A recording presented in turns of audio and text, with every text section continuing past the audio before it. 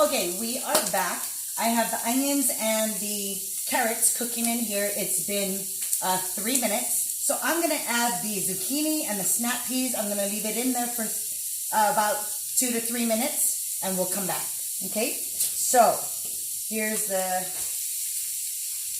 snap peas, zucchini,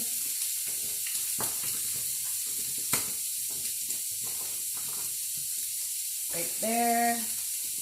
Okay, get it all in there. This is where the goodness of this stir fry comes from, all these wonderful vegetables. Okay, so I'm going to saute this more for about 2 to 3 minutes and we'll be right back. Okay guys, we're back.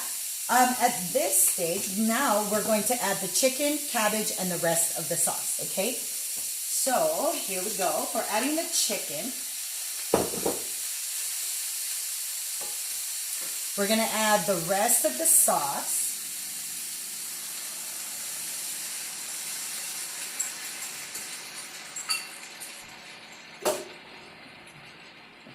And now, we're going to add the cabbage.